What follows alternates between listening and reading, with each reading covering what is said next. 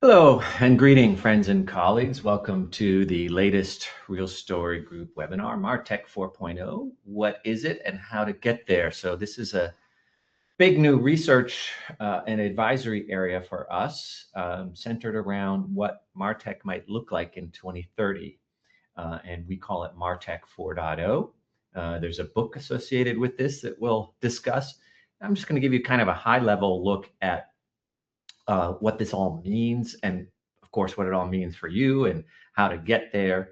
Happy to engage further with you individually on what this means for your specific enterprise. Uh, you will all get a copy of this deck, and those of you who are Real Story Group corporate members will also get access to the full recorded video. Now, if you have any questions or comments or anything you disagree with or a vignette you want to share, feel free to use the questions panel in the GoToWebinar control panel. So that's the little call out box with the question mark icon in it in the upper right. So just click that. You can ask a question at any time or just share any kind of anecdote or anything you'd like. We'll definitely have time to get to that. All right. So we like to give away the beginning at the end at the beginning. And there's really two big themes here that I want to focus on. One is we are headed to what we call a post-channel world.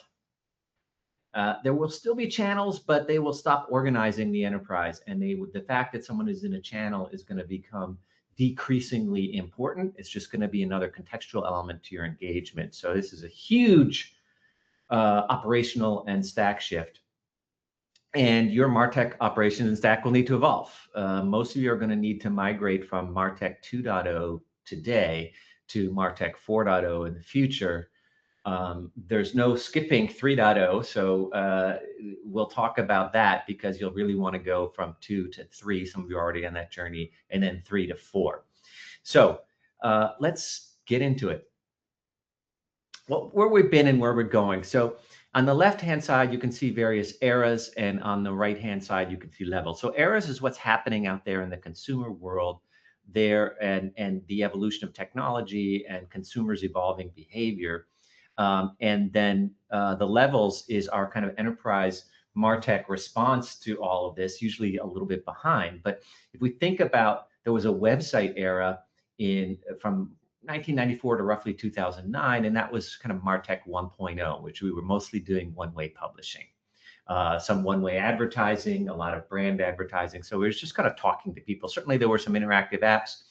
But really, between 2007, 2010, there was kind of a Cambrian explosion of different channels, devices, e-commerce opportunities, and so forth. And that's really when MarTech really bloomed to try to deal with this multi-channel interaction. And fundamentally, I think that's where we've been at up until really arguably last year. That's where many of you still are at, which is trying to deal with the specific demands and nature of each channel. And certainly you've been sold separate vendor tools for each channel. That particular model of both operation and architecture is no longer really working as we slip into the post-channel era, which we say roughly will be from 2026 to 2035, mostly because that's about as far ahead as we dare look and telescope.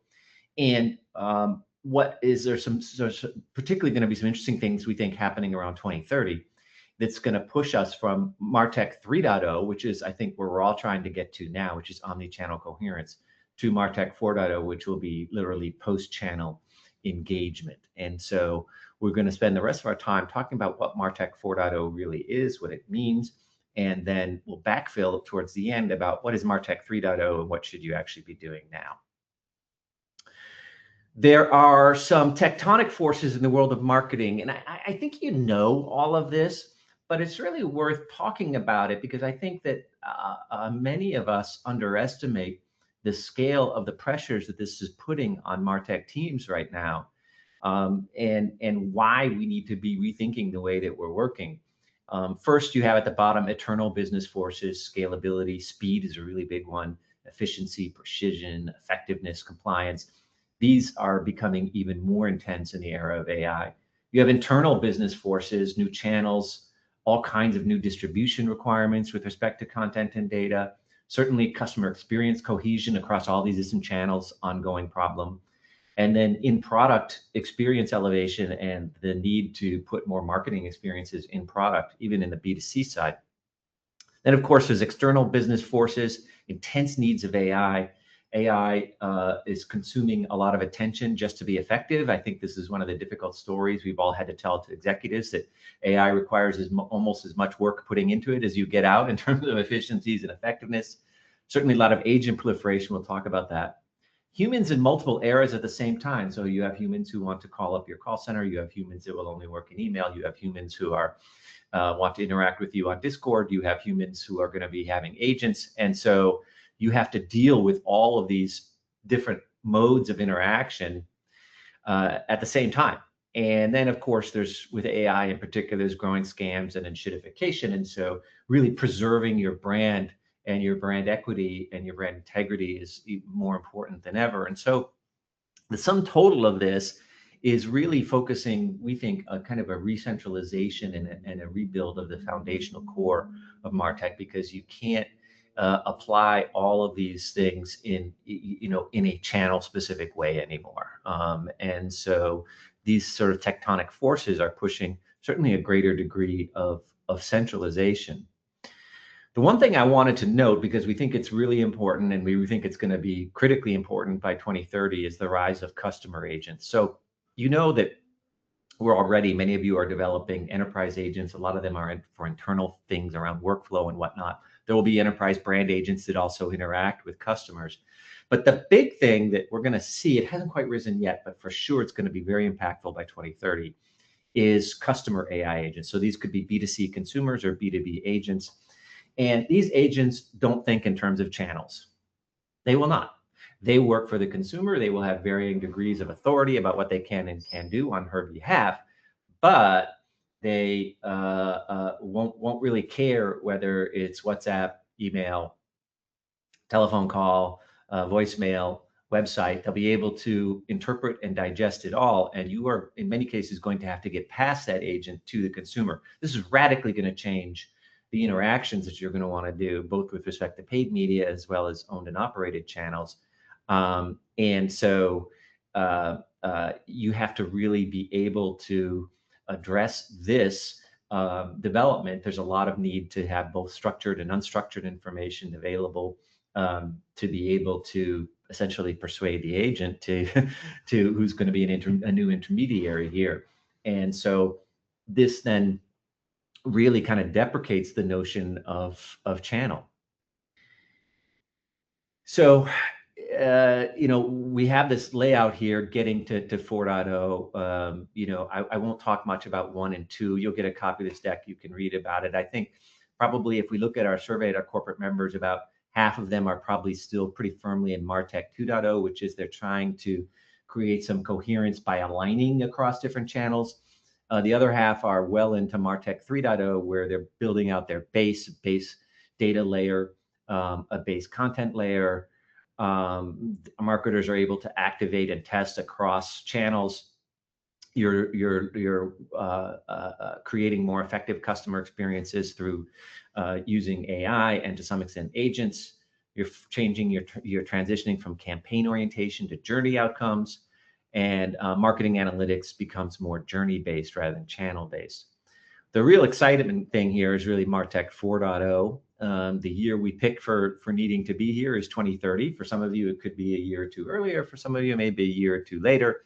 And this is really about the kind of ubiquitous data about the customer and the environment that they're interacting with you drives decisioning about the best experience.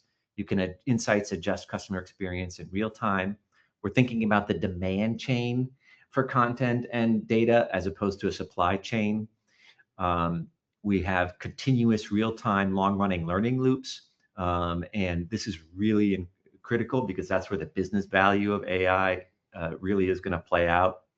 And the marketing organization is fully transitioned from channel focus to journey responsibilities and overseeing AI and agents. So again, the drive of consumer areas, the changes in consumer behavior and consumer capabilities is going to drive this. This is how we need to respond. And some of you are already on this journey.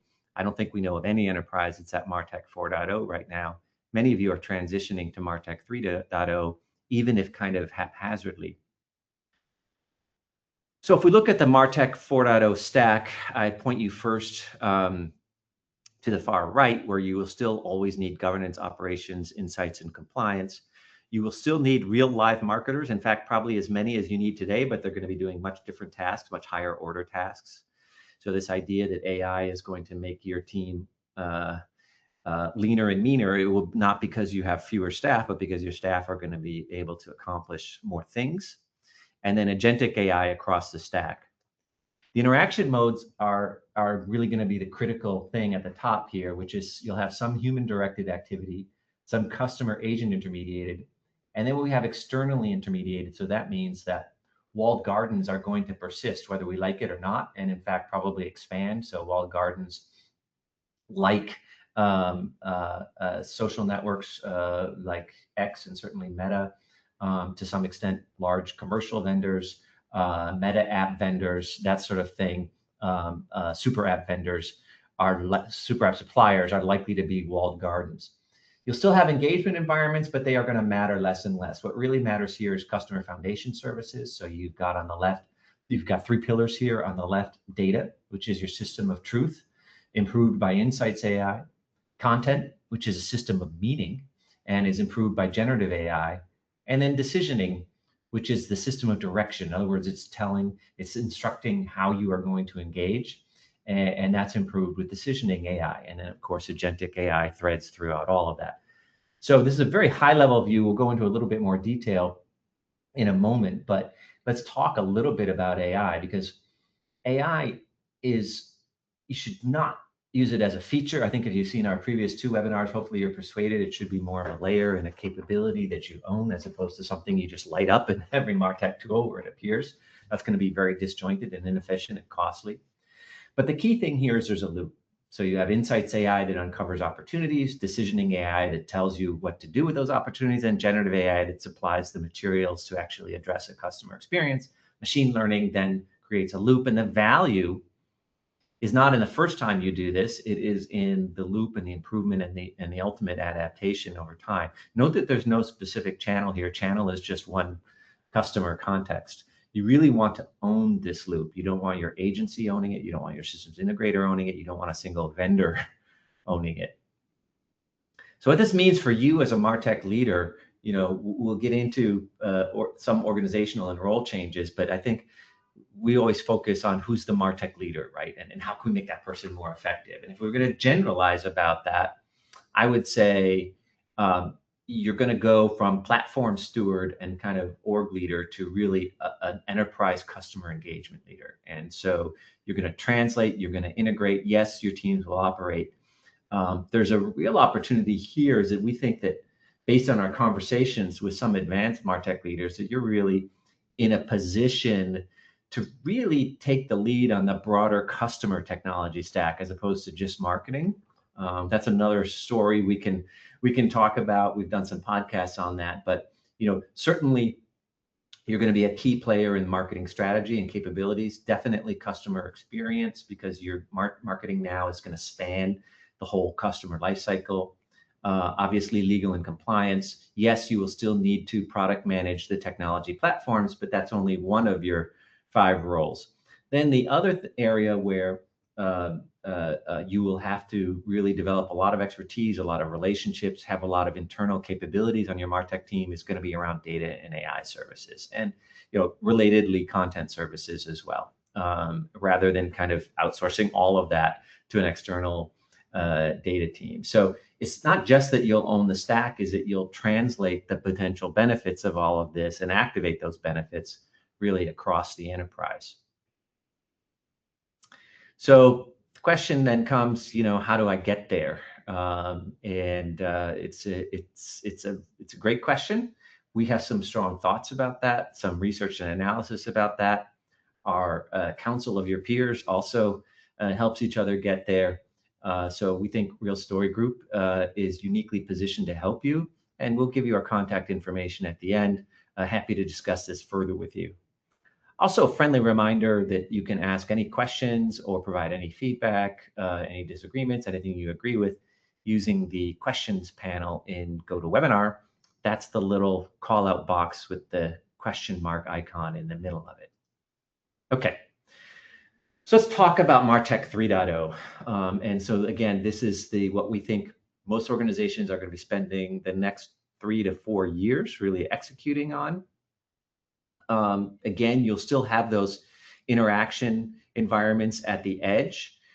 These should be increasingly light and composable and not heavy. So you don't want to be doubling down on your existing investments here and the vendors that you have been. If anything, you want to be thinning out at this tier, both your spend and your resources, because you need to move those resources south in your stack towards more shared foundation services. So you have data as your best truth, profiles, consent, certain event streams, metrics and insights, content, which is your system of meaning, has a lot of pieces to it, including increasingly context, which we know is really important, along with data for AI success, and then decisioning, which is your system of direction.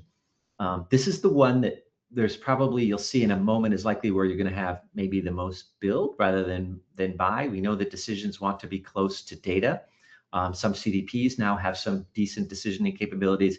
At a beginning, you want to be thinking about how you can replace more archaic rule systems, do an inventory of the different decisioning you have, start to take in particular your personalization and your journey work and get it out of a channel and into more of a cross-channel mode based on some good core customer data. Enterprise operations is going to be, if anything, more important than ever. Certainly governance, processes, insights and analytics, the AI learning loop, which again, you want to make sure that although you may use vendors and advisors in building it, you want to be able to assure that you can run that yourself. So if it goes without saying that if each one of these pillars of data, content, and decisioning is stuck inside of your website or stuck inside of your email platform, which the vendor very much wants you to do, they want to be the center of your stack, you're going to lose all this leverage. So you only want to have one context hub. You only want to have one orchestration hub, and then have your interaction tools at the top sort of obey the directions from that. So that's really what we're getting at here, is that you should be lightening at the edge, right? Instead of loading up capabilities into the edge, you want to be extracting those capabilities and moving them to the core. This is not something you can do overnight. And so we'll acknowledge that, right away. But at a minimum, you don't want to double down on those investments, however much your major vendors tell you to do that. There's some design patterns that we can talk to you about how to do this. I think that as you look at your annual budgets, there should be ways of sort of reducing the spend, reducing the capabilities that you're pumping into these channels. At a minimum, you don't want to be spending any more. Some of you are coming to us looking to refresh at your channel. In some cases, it makes sense. In some cases, it doesn't. So it's really interesting. We've written this book, The Right Way to Select Technology. And the strategy and tactics still apply, except that, in a couple of cases, we've actually advised our council members, look, under normal circumstances, you should be replacing this tool. But in light of the fact that you're probably not going to need it again, you're not going to need that capability in 2 to 3 years, maybe you should just hang on with it and build what's going to be a more foundational replacement for it, and then replace it with something much lighter down the road. So really interesting from a technology. We're in really interesting times right now with MarTech 3.0 in terms of technology replacement. So this subway map that many of you have seen, which is our way of visualizing all the different marketplaces. Each marketplace is a different color on this, and the vendors are the different subway stops.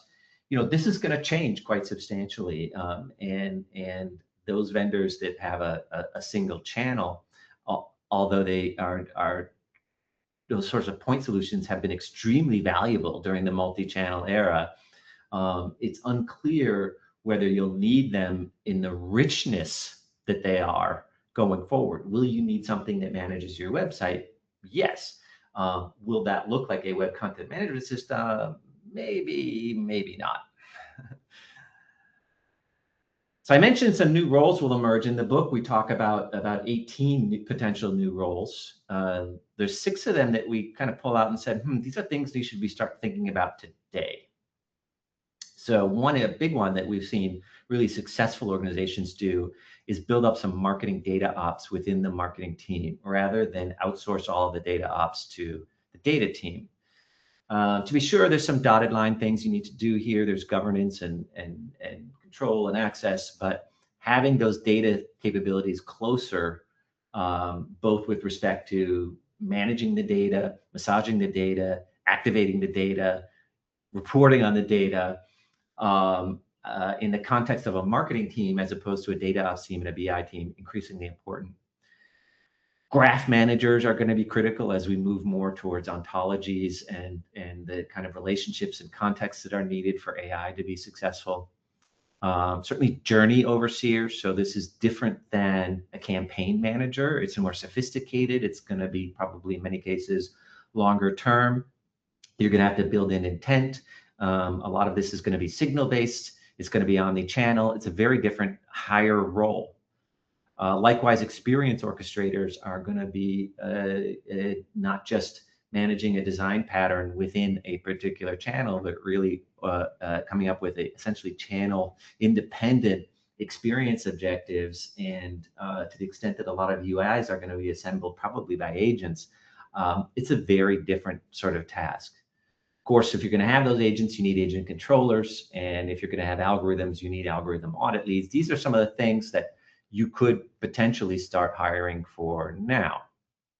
And the interesting thing about this is that, again, I mentioned earlier, you may have the same number of staff or maybe even a few more in 2030, but they're going to be doing much higher value work. And this has really been the history of digital, right? Like, remember when you had webmasters who did, some of you may remember when you had webmasters who did 12 different things, right? And finally, we realized, hey, we need specialists for this and people with higher order skills. And it's the same thing here. You will be doing less production work and more judgment work in the future. And there's going to be some new roles doing that. And you're going to have to really think about who on your team you can elevate and raise into these sorts of new roles. So this is kind of a stab at a MarTech 3.0 stack, where again, you have local execution. You're mostly going to inherit those. You'll need an orchestration layer. We talked about that in our last webinar.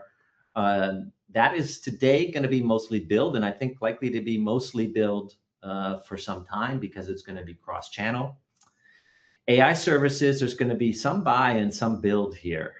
Certainly, the insights in the Gen AI, you have some single purpose platforms there that work in sometimes in a vacuum. They're becoming a little bit more general purpose. Decisioning AI is still very much build.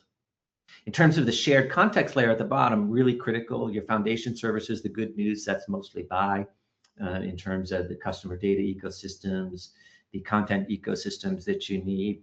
The context layer, on the other hand, is going to be probably mostly build for now. So you're seeing a higher degree of build versus buy in MarTech 3.0. And that's just the way, that's just the world we're in. That is likely to change over the next couple of years. But again, it's all the more reason where you can be, we believe, reducing some of the spend that you have with agencies who are doing production work that can be automated, and other parts of channel specific type work. Reduce your spend there and shift the spend that you're doing with systems integrators from connecting this spaghetti layer on top and really more building out foundational services, especially around decisioning and agentic. So it's a shift in spend here. A lot more details in the book, which gets into operations, staffing, a whole section at the end on what does MarTech leadership mean in this new era. So I'll invite you to sign up either at that link or on this QR code. Again, you'll get a copy of the deck, so you can just click right through. The book will be coming out at some point. It could be late August. We're just in the final phase of working that out with the publisher, but you will, by signing up here, we will actually notify you about when it comes up and what you need to do to get your hot little hands on it. It'll be available both in hard copy as well as your standard ebook as well. So neglected to mention that my colleague Scott Dill is with us. He can talk to you about next steps. In the meantime, again, if you have any questions, feel free to feed those through, and we'll answer those just as soon as Scott wraps up here. Scott. Yeah, great. Thanks, Tony. And again, reach out to us if you want a copy of that book, and we'll be sure to get that to you along with Tony's other book, The Right Way to Select Technology. Tony also mentioned our Stack Leadership Council. It meets quarterly. And as part of that, not only do you get access to your peers, but you get access to us throughout the year as well. So almost as your secret weapon in the background as you're making all these critical strategic decisions about your stack. So if that's something you'd like to learn more about, you can apply directly on our website or reach out to us for more details, and be happy to schedule some time with you to talk through that and see whether it's a fit for you in the second half of this year and beyond. With that, Tony, I see a Yeah. question has come in. Yeah. So the first one's from Elisabetta, and I'm going to paraphrase it here. She's asking, that I mentioned we should, from a vendor perspective, get lighter at the edge, but their firm has major vendors. I'm going to guess maybe Adobe, maybe Salesforce, pushing them to backfill by their own kind of infrastructure solutions. So this is a very common thing that we're seeing, is that Adobe is saying, look, if you want to use our engagement tools, you need to use our CDP. Salesforce saying some very similar sorts of things, and are trying to do essentially cross-suite decisioning and agentic tools and things like that, and essentially own this core, those pillars that I talked about. They would like to sort of move down the stack as well. We think this is very much a mistake. This is the tail wagging the dog for the most part. If you've already made those investments and you're successful with them, that's fine. But if you haven't already, I think I would question whether these MarTech vendors are really good at the sorts of core infrastructure capabilities that you need. So Elizabeth, I think we're happy to have a deeper conversation with you on this, but we would tend to look quite askance at that. So great. So we've come up to the end of our half hour together. Again, feel free to reach out with us if you have any other feedback or questions. Always happy to chat further. Our next couple of webinars are actually going to be private briefings for our members. We'll have a public webinars again in August, but in the meantime, we're having a couple of private briefings just for our members to be able to interact with each other. It's going to be a deeper dive on AI vendors. Another one's going to be on MarTech 3.0 design patterns for AI. So there's some particular design patterns that we can talk about in terms of how you build out those capabilities. But in any case, always great to see you, and look forward to engaging some more. So on behalf of my colleague Scott Dill, this is Tony Byrne signing off for now from Real Story Group. See you next time.